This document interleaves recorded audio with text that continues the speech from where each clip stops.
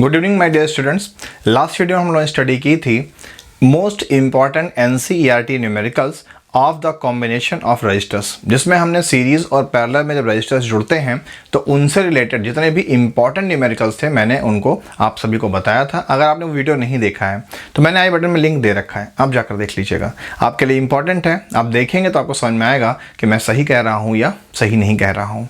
और आज के इस टॉपिक में हम टच करेंगे हीटिंग इफेक्ट को। आपने देखा होगा कि कभी भी अगर हम किसी हीटर को इलेक्ट्रिक करंट देते हैं तो वो लाल हो जाता है। कभी भी अगर हम किसी टंगस्टन में कुछ लाइट देते हैं तो वो भी लाल हो जाता है। कभी भी किसी कॉपर को देते हैं तो वो स्पिन करने लगता है। तो कोई भी कंडक्टर जब भी करंट को पाता है तो उसके अंदर एक हीटिंग फिनोमिना डेवलप हो जाती है और करंट कई तरह के फिनोमिना को किसी सर्किट में डेवलप करता है। तो वो फिनोमिनास क्या हैं और हीटिंग इफेक्ट क्या है और साथ में पावर क्या होता है, इसकी स्टडी हम करते हैं।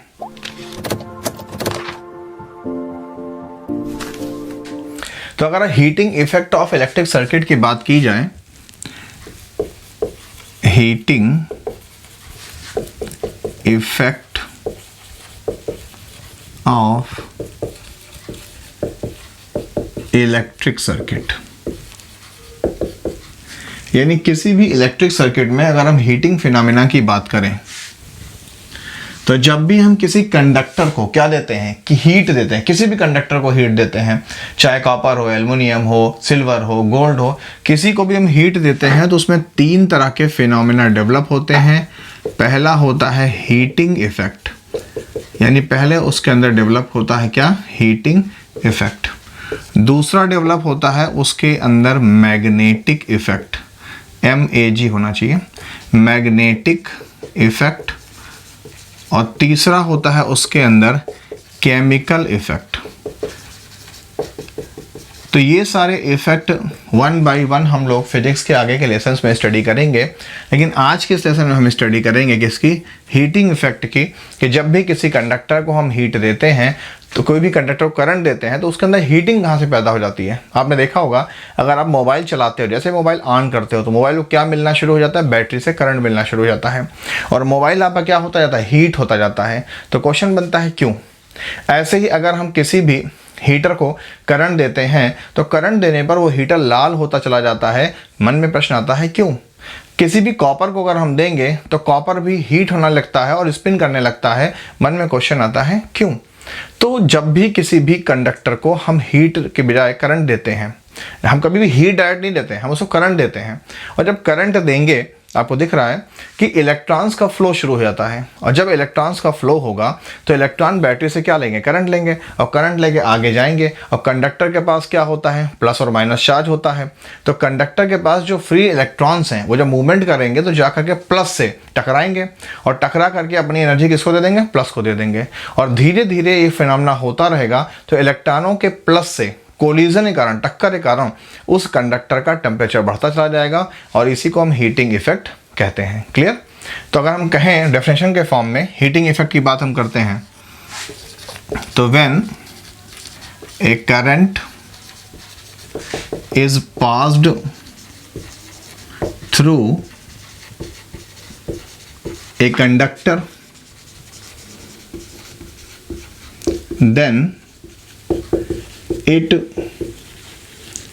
it starts to heat, यानी वो गर्म होना शुरू हो जाता है। This phenomena is called, H mean heating, E mean effect of current, यानी करंट का हीटिंग इफेक्ट कहलाता है। तो फिर से हम समझते हैं कि when a current is pass through a conductor, जब भी किसी कंडक्टर से क्या पास होता है, करंट का पास होता है, तो देन इट स्टार्ट्स हीटिंग, तो वो हीट करना शुरू करने लगता है, यानी वो गर्म होने लगता है।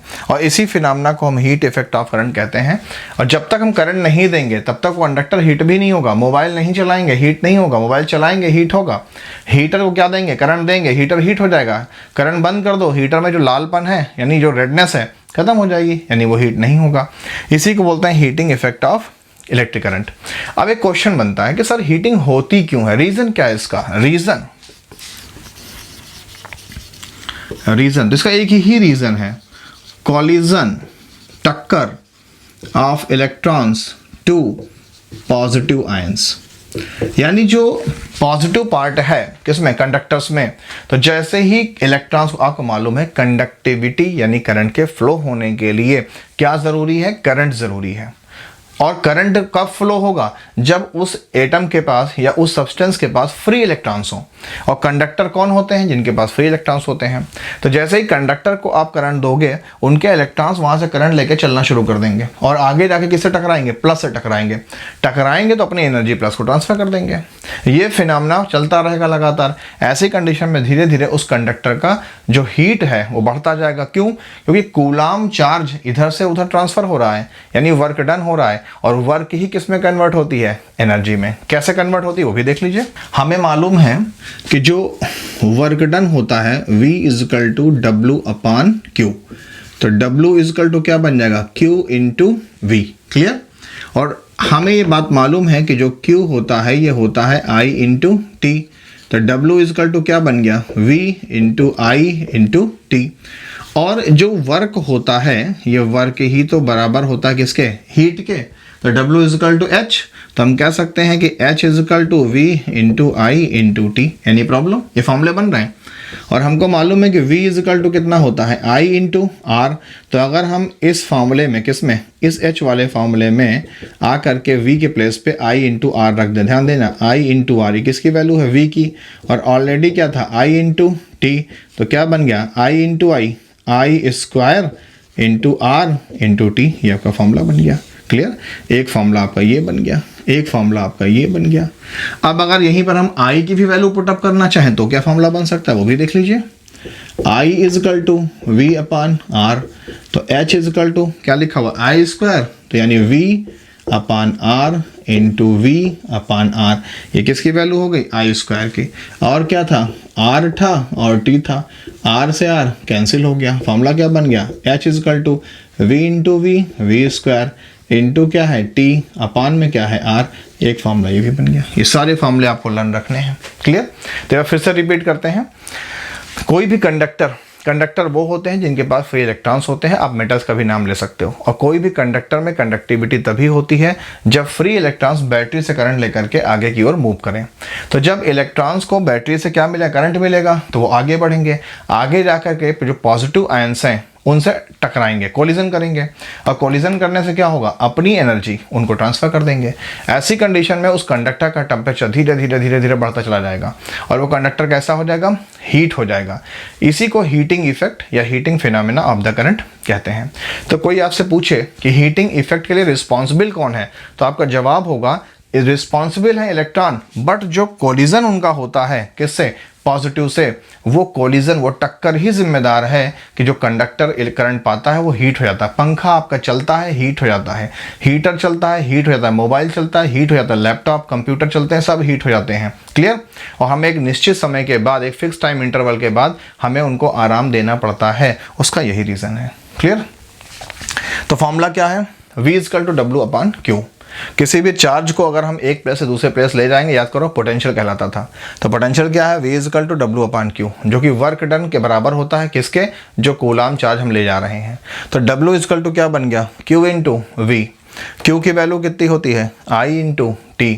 तो अगर हम यहाँ पर IT रख दें, फॉर्मूला क्या बन गया, W equal to VIT। V की वैल्यू होती है कितनी, अब ध्यान देना, W को हम हीट भी कह सकते हैं। तो चाहे W लिखो चाहे H लिखो, तो H इजकल टू क्या बन गया, VIT। और V की वैल्यू कितनी होती है, I इंटू R, ओम के रूल से। और तो अगर हम यहाँ पर इस फॉर्मूले में V के प्लेस पे IR रखें तो 2 बार I हो जाएगा, तो I square into R T बन जाएगा। क्लियर। और अगर हमें मालूम है कि I इजकल टू कितना होता है, V बाई R, तो हम इस I स्क्वायर के प्लेस पे अगर V की वैल्यू रख दें तो फॉर्मूला क्या बन जाएगा, V स्क्वायर T अपान R।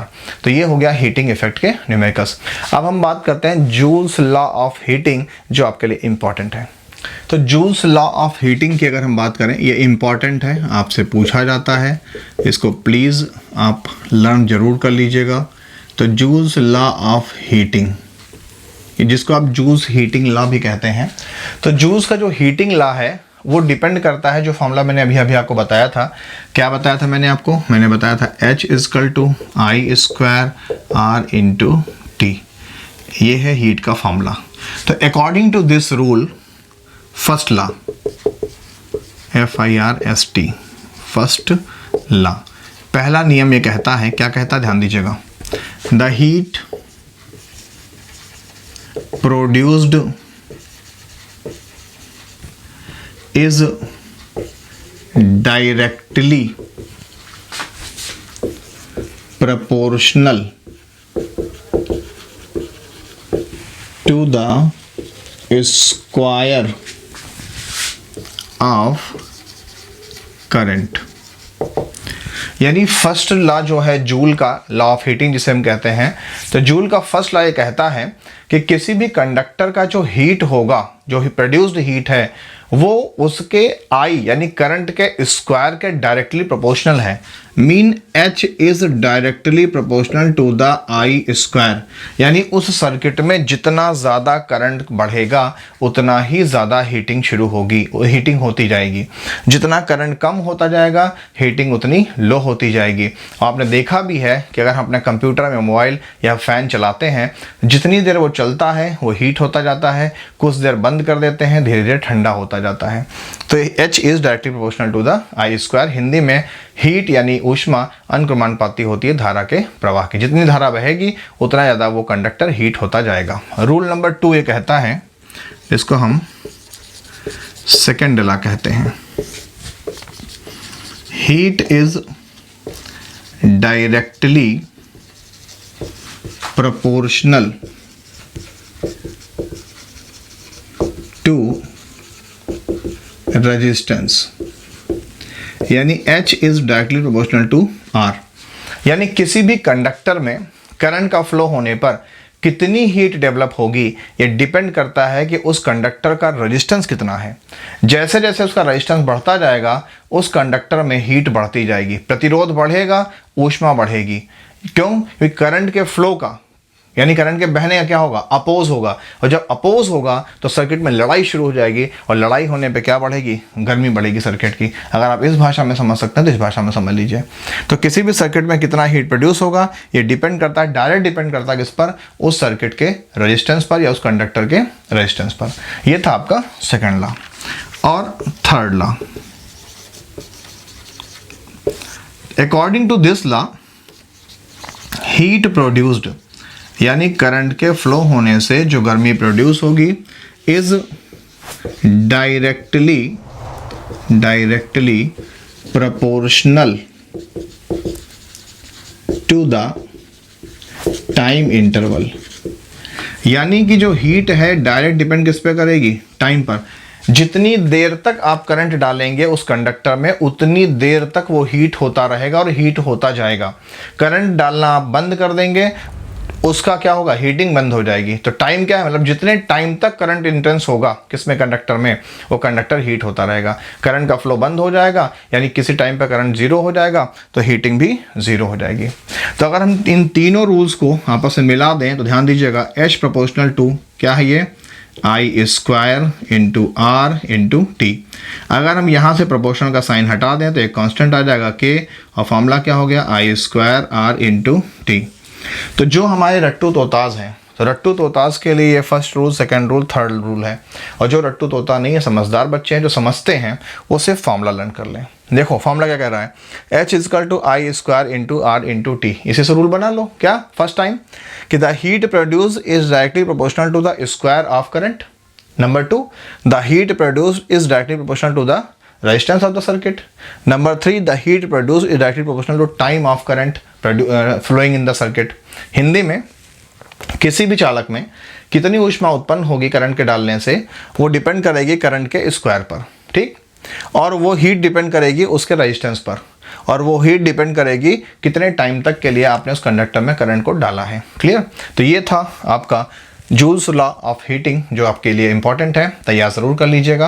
और अब हम समझते हैं कि किसी भी सर्किट का पावर क्या होता है। तो अगर हम इलेक्ट्रिक पावर की बात करें, ये इंपॉर्टेंट है, इससे रिलेटेड न्यूमेरिकल आपसे बहुत पूछे जाते हैं। तो इलेक्ट्रिक पावर क्या होता है, क्लियर? तो इलेक्ट्रिक पावर जो होता है, it is the rate of work done in a electric circuit, यानी किसी भी इलेक्ट्रिक सर्किट में electric work done per unit time, यानी किसी भी टाइम में, किसी भी सेकंड में, किसी भी मिनट में कितना वर्क हुआ है उस इलेक्ट्रिक सर्किट में, इसी को उस इलेक्ट्रिक सर्किट का इलेक्ट्रिक वर्क डन या इलेक्ट्रिक पावर कहते हैं। और फॉर्मूला बन जाता है P इजकल टू W/T। ध्यान दीजिए, P इजकल टू W/T। तो हम कह सकते हैं पावर क्या है? पावर है rate of work done in the circuit, यानी उस सर्किट में इलेक्ट्रिक करंट डालने से कितना वर्क हुआ है, इसी को हम उस सर्किट का पावर कह देते हैं। और अभी हमने पीछे देखा था, क्या देखा था? W equal to V into I into T देखा था नहीं फॉर्मूला हमने। तो अगर हम यहाँ पर P वाले फॉर्मूले में आ जाएं और W के प्लेस पे V into I into T put up कर दें, और अपान में क्या था? T से T कैंसिल हो गया, तो एक फॉर्मूला क्या बन गया? P is equal to V into I। तो हम इसके अकॉर्डिंग भी पावर को डिफाइन कर सकते हैं। कैसे डिफाइन कर सकते हैं? इसके according, the power of the circuit is the product of या multiple sum of product of V mean potential and I mean current, यानी किसी भी सर्किट का जो पावर होता है वो उस सर्किट के पोटेंशियल यानी वोल्टेज और उस सर्किट के करंट यानी आई के मल्टीपल सम के बराबर होता है। अब बाकी इससे अगर हम और भी डेफिनेशन बनाना चाहें, डेफिनेशंस बनती जाएंगी, बट हम आपको डेफिनेशन नहीं बताएंगे, अब हम आपको बताते हैं कुछ फॉर्मूलेस को। क्लियर? तो फिर से रिवाइज कर लेते हैं। मैं फिर बोल रहा हूँ, साइंस कितना रटोगे, नहीं रट पाओगे। इसे साइंस को रटने की नहीं, समझने की कोशिश कीजिए। तो अगर हम पावर की ही बात करें, डेफिनेशन मत लर्न करो, P is equal to W/T learn कर लो। W क्या है? वर्क डन है। T मीन क्या है? पर यूनिट टाइम है। तो हम कह सकते हैं कि the power of any circuit is the electric work done per unit time. तो P इजकल टू W/T, यानी किसी भी वैद्युत परिपथ में एकांक समय में कितना कार्य किया गया है, यही उसकी शक्ति कहलाती है। क्लियर? और अगर हम दूसरा फॉर्मूला देखें, P is equal to V into I, तो इसके अकॉर्डिंग हम कह सकते हैं कि the electrical power of any circuit is equal to the multiple sum of its potential and current, यानी उसके विभवांतर और धारा के गुणनफल के बराबर उसका पावर यानी उसकी सामर्थ्य यानी उसकी शक्ति होती है। अब हम फिलहाल डेफिनेशन क्रिएट नहीं करेंगे, दो डेफिनेशन हमने आपके लिए क्रिएट कर दिया। अब बाकी आप समझदार हैं। अब हम फॉर्मूले को समझते हैं कि पावर के इंपॉर्टेंट फॉर्मूले क्या हैं, जो अभी न्यूमेरिकल में हमारी हेल्प करेंगे। तो अभी हम लोगों ने समझा कि जो पावर होता है ये वर्क डन होता है पर यूनिट टाइम। क्लियर? और हमको अभी पीछे मालूम था कि W equal to V into I into T होता है। तो अगर हम इस फॉर्मूले में W की वैल्यू पुटअप कर दें, तो P इजकल टू W के प्लेस पे V into I into T। ध्यान समझिएगा, क्योंकि अगर फॉर्मूले कैसे आए और कहाँ से आए नहीं मालूम चलेगा, न्यूमेरिकल नहीं सॉल्व कर पाएंगे, फिर हम आपकी हेल्प नहीं कर पाएंगे। तो P is equal to V into I into T, और अपान में क्या था? T। तो T से T क्या हो गया? कैंसिल। तो एक फॉर्मूला बन गया P is equal to V into I। एक फॉर्मूला ये हो गया, एक फॉर्मूला ये हो गया। अब आते हैं नेक्स्ट पर। हमको मालूम है कि V इजकल टू होता है I इंटू R। किसका रूल है ये? ओम्स का रूल है। तो अगर हम V के प्लेस पे फॉर्मूला रख दें, तो ध्यान दीजिएगा, P इजकल टू V के प्लेस पे I इंटू R, और ऑलरेडी क्या था? I था। तो फॉर्मूला क्या बन गया? P is equal to I into I square into R। Clear? फिर हमको मालूम है ओम के ही रूल से, क्या? I is equal to V upon R। तो अगर हम इस फॉर्मूले में आए और I के प्लेस पे ये रख दें, तो ध्यान दो I स्क्वायर है ना, तो V upon R into V upon R, ये था कि नहीं था? और इंटू में क्या है? कैपिटल R है। तो एक R से एक R क्या हो गया? कैंसिल हो गया। तो P is equal to V into V क्या हो गया? V स्क्वायर, अपान में क्या है? R। एक फॉर्मूला आपका ये हो गया। ऐसे हम और भी फॉर्मूले क्रिएट कर सकते हैं, मगर आपके लिए इतने ही फॉर्मूले इंपॉर्टेंट हैं जो आपके सारे न्यूमेरिकल्स को लगभग सॉल्व कर देंगे। तो एक बार जल्दी से रिवाइज कर लेते हैं। आपको मालूम है पावर क्या है? Work done per unit time है, P is equal to W/T। W की वैल्यू कितनी होती है? VIT। इस VIT को लाके यहाँ रख दो, फॉर्मूला बन गया P is equal to VIT upon T। T से T कैंसिल हो गया, तो फॉर्मूला क्या हो गया? P is equal to V into I। इस फॉर्मूले का यूज़ बहुत होगा, अभी आगे देखिएगा आप। फिर हमें मालूम है ओम्स के रूल से V is equal to I into R। तो अगर हम IR यहाँ पे ला के रख दें, तो बन जाएगा I स्क्वायर इंटू R। फिर ओम के रूल से हमको मालूम है I is equal to V by R। तो ऐसी कंडीशन में V के प्लेस पे ये वैल्यू ला के पुटअप करिए, आई के प्लेस पे, इस आई स्क्वायर के प्लेस पे वी बाई आर पुटअप करिए, तो V by R into V by R, ये आई स्क्वायर की वैल्यू हो गई, और इंटू आर था, आर से एक आर कैंसिल हो गया, क्या बचा वी स्क्वायर अपान आर। तो ये सारे आपके फॉर्मूले हो गए। क्लियर। अब अगर हम बात करते हैं किसकी, यूनिट की, कि जो हमारा पावर होता है इसका यूनिट क्या है, तो इसका यूनिट है वाट। क्लियर। दूसरा यूनिट होता है के डब्ल्यू, के डब्ल्यू को बोलते हैं किलो वाट, और किलो वाट में होता है 1000 वाट। तीसरा होता सबसे बड़ा यूनिट होता है के डब्ल्यू एच, के डब्ल्यू एच को हम यूनिट भी बोलते हैं, इसी से आपकी बिजली मेज़र होती है कि आपके मीटर में कितना यूनिट बिजली खर्च हुआ है। क्लियर। अभी इसको हम समझेंगे आगे। तो 1 यूनिट क्या होगा, तो किलो में कितने वाट होते हैं, 1000 होते हैं। क्लियर। और आवर में कितना होता है, 60 मिनट होते हैं, और 1 मिनट में कितने सेकंड होते हैं, 60 सेकंड होते हैं। तो 6 और 6 36 इंटू 10 पावर 1 0 2 0 3 4 5 10 पावर 5 क्या बन गया, ये आपका के डब्ल्यू एच बन गया। क्लियर। तो 1 K W H is equal to 36 into 10 power 5 watt hour. Clear. या वाट सेकंड भी कह सकते हो आप इसको, क्योंकि हमने 100 सेकंड में कन्वर्ट कर दिया है। और हमारे घरों में जो बिजली का कंजम्पशन, इलेक्ट्रिकल कंजम्पशन जो काउंट होता है मीटर की रीडिंग से, वो इसी फार्मूले से होता है। क्लियर। फार्मूला अभी हम आगे समझेंगे। ये है के डब्ल्यू एच यूनिट। ये तो बड़े यूनिट्स आपके हो गए। तो याद रखिएगा कहीं भी के डब्ल्यू हो तो के डब्ल्यू इज इक्वल टू कितना, 1000 वाट। और एक चीज़ आपसे बहुत पूछा जाता है, वो भी यहाँ पर मोस्ट इम्पॉर्टेंट में नोट कर लीजिएगा, आपके बोर्ड में 100% पूछा जाएगा कि 1 HP क्या होता है। तो HP होता है हार्स पावर। हमें मालूम है कि हम इस बात को मानते हैं कि नेचर ने घोड़े को बहुत ज़्यादा पावर दे रखी है, तो हम मशीन की भी पावर को हार्स पावर में मेज़र करते हैं और उसको हम HP से शो करते हैं। बाइक हो, मोटरसाइकिल हो, कार हो, इन सब के पावर को HP में ही मेज़र करते हैं। तो आपसे पूछा जाता है कि 1 हार्स पावर में कितना पावर होता है, तो 1 horse power is equal to 746 watt. ये आपको याद रखना है, मोस्ट इंपॉर्टेंट है। यानी 1 हार्स पावर में 746 वाट होते हैं। हार्स पावर को हिंदी में अश्व शक्ति भी कहते हैं। अब लास्टली हम समझते हैं कि हमारे घरों में जो किसी भी इक्विपमेंट को लगने से इलेक्ट्रिक का कंजम्पशन होता है, उसके अकॉर्डिंग बिल को कैलकुलेट कैसे करते हैं। तो जो हमारे घरों में, जब आपने देखा होगा मीटर रीडर आता है, मीटर को देखता है, रीडिंग नोट करके चला जाता है। तो जो वो रीडिंग नोट करता है वो चेक करता है कि आपके मीटर में kWh एक महीने में कितना दिखा रहा है, यानी किलो वाट आवर। हर घंटे में आपके घर में कितनी बिजली खर्च हो रही है, और इसी को हम बोलते हैं सरल भाषा में यूनिट। कभी अगर आपने अपनी इलेक्ट्रिसिटी का बिल देखा हो तो उस पर लिखा होता है क्या, इतने यूनिट बिजली आपने कंज्यूम की है, और गवर्नमेंट के एक रेट होता है। मान लीजिए एग्जांपल के फॉर्म में तो आपके मीटर शो कर रहा है कि आपने एक महीने में 40 यानी 40 kWh यानी यूनिट बिजली को आपने कंज्यूम किया, इलेक्ट्रिक को आपने कंज्यूम किया है। और गवर्नमेंट ने रेट डिसाइड कर रखा है कि एक यूनिट का जो बिल है वो 5 रुपये है। तो आपने कितने यूनिट कंज्यूम किया, 40 यूनिट। तो 40 इंटू 5 इज इक्वल टू 200 रुपये आपका बिल बन जाएगा। ऐसे आपके बिल, इलेक्ट्रिक बिल काउंट होते हैं जो आपके घरों में टीवी, फ्रिज, एसी, कूलर चलता है उसका बिल। तो मीटर रीडिंग ऐसे ही होती है। तो निकालते कैसे हैं, तो निकालने का फॉर्मूला है, एक फॉर्मूला तो ये है H is equal to I square R into T. लेकिन ये फार्मूला अच्छा फार्मूला है, लेकिन आसान फार्मूला एक होता है P is equal to W upon T, इससे भी निकाल सकते हो।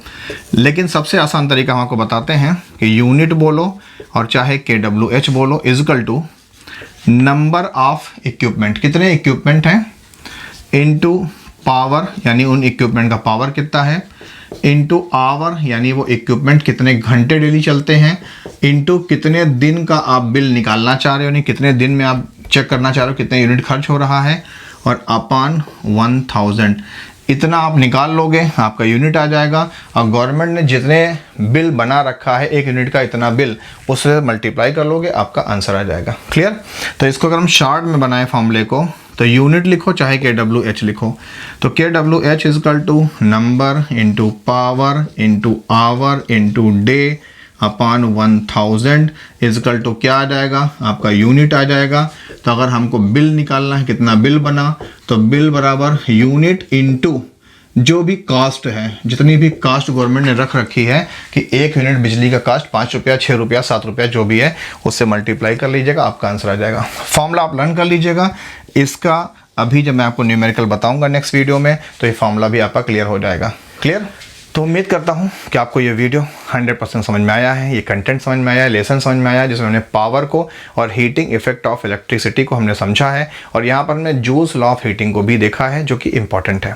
अगर ऐसा है तो प्लीज़ वीडियो को लाइक कीजिए, शेयर कीजिए, चैनल को सब्सक्राइब कीजिए, जिससे ज़्यादा से ज़्यादा लोगों तक मैं पहुँच सकूँ और मेरे अपडेट्स, मेरे नोटिफिकेशंस आप तक तुरंत पहुँचते रहें। देखते रहिए ब्रिलियंट विजन को। मिलते हैं नेक्स्ट किसी वैल्यूएबल इंपॉर्टेंट टॉपिक के साथ। Thank you.